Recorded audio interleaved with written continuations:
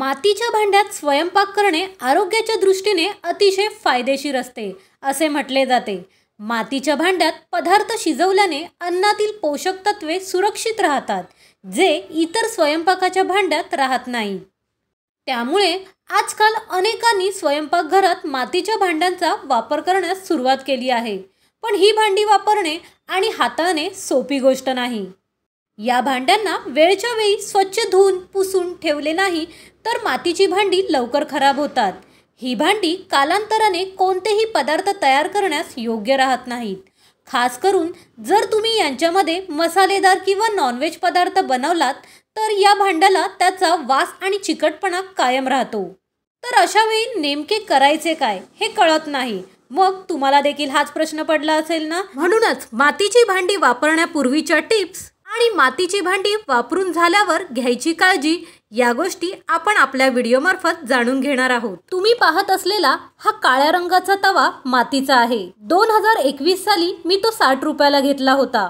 हा लाल रंगाचा तवा मागच्या महिन्यात मी 50 रुपयाला विकत घेतला होता आणि तव्याला हँडल असेल तर तो तवा वापरणं अगदी सोयीस्कर जातं। मातीच्या भांड्यात अन्न शिजवल्याने अन्नामध्ये उपस्थित असलेले पौष्टिक घटक नष्ट होत नाही, हिमोग्लोबिन वाढते, अन्नाचे पीएच मूल्य राखले जाते। तुम्ही पाहत असलेला सुंदर आणि छोटासा असा दगडी खलबत्ता मी हल्लीच 150 रुपयाला विकत घेतला होता। खलबत्ता जेव्हा विकत घेतला तेव्हा तो अगदी खरखरीत आणि करड्या रंगाचा दिसत होता। खलबत्ता वापरण्या अगोदर तो तारेने घासून घ्यावा। मॅक्सिमम 3 दिवस हळद आणि तेल याचा लेप लावून तो ठेवावा, त्यामुळे खलबत्त्याचा खरखरीतपणा निघून जातो। जर तुमचा खलबत्ता मोठा असेल तर तुम्ही त्यात मेथीची भाजी ठेचू शकता, अगदी सुखे ओले खोबरे देखील ठेचू शकता, ज्यामुळे खलबत्त्याचा किंवा कुठल्याही दगडी मातीचा खरखरीतपणा निघून जाईल। खलबत्त्याला मी हळद आणि तेलाचा 3 दिवस लेप लावला।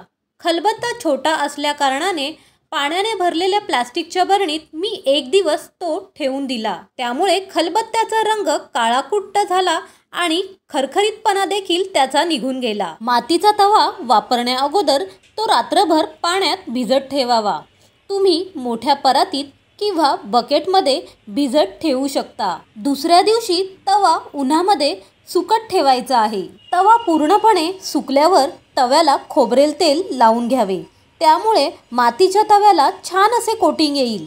त्यानंतर पुन्हा एकदा तिसऱ्या दिवशी तवा पूर्ण दिवस उन्हात वाळत ठेवावा। आणि सुरुवातीला तुम्ही चपात्या करण्यासाठी तवा वापराल तेव्हा ब्रशने तव्याला तेल लावून घ्यावे, नेहमी तेल लावायची गरज नाही। तवा गॅसवर ठेवल्यावर तो थोडा काळसर होतो, कारण आगीमुळे माती भाजली जाते। तवा वापरताना तुम्हाला एक अनुभव येईलच, तवा खोलगट असल्याने चपाती फक्त मध्यभागी जास्त भाजली जाते, त्यामुळे चपाती व्यवस्थित फिरवून फडक्याने भाजून घ्यावी। सुरुवातीला चपाती थोडी चिकटू शकते, पण नंतरच्या चपात्या व्यवस्थित होतील। या तव्यावर तुम्ही भाकरी देखील करू शकता। तवा वापरून झाल्यावर आपल्याला नळाखाली ओला करायची सवय असते, परंतु हा तवा मातीचा असल्याने असे अजिबात करू नये, कारण गरम तवा पाण्याखाली ठेवल्यास तव्याला तडा जाऊ शकतो। मातीचा तवा कायम पूर्णपणे थंड झाल्यावरच तो स्वच्छ करावा। मातीचा तवा स्वच्छ करण्यासाठी साबण किंवा काथ्याचा वापर अजिबात करू नये, कारण मातीची भांडी सच्छिद्र असतात। तवा पूर्ण थंड झाल्यावर बेसन किंवा तांदळाच्या पिठाने, नारळाचा काथा किंवा मऊ स्पंजचा वापर करून मातीचा तवा स्वच्छ करावा। मातीचा तवा स्वच्छ केल्यावर तो ओला ठेवू नये, त्याला व्यवस्थित पुसून घ्यावे आणि दुसऱ्या दिवशी उन्हामध्ये वाळत ठेवावा, कारण मातीची भांडी ओली ठेवल्यास ती पटकन खराब होऊ शकतात, त्याला बुरशी लागू शकते। गावाकडे मातीची भांडी स्वच्छ करण्यासाठी चुलीची राख वापरली जाते। मातीची भांडी वापरणे आरोग्यासाठी चांगले असतेच, पण माझ्या अनुभवावरून गावाकडे चुलीवर जेवण होत असल्याने मातीची भांडी पटकन तापली जायची, जेवण पटकन शिजायचे।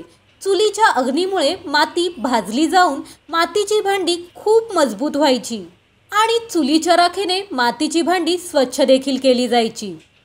मुंबईच्या ठिकाणी राहताना जीवनशैलीनुसार मुंबईमध्ये जेवणासाठी आणि ऑफिस टिफिनसाठी घाई असते आणि आपले जेवण हे गॅसवरच होते, तर तुम्ही घाईत असता त्यामुळे लोखंडी तव्याचा वापर करू शकता आणि तुमच्याकडे वेळेचा अभाव नसेल तर तुम्ही मातीची भांडी वापरू शकता।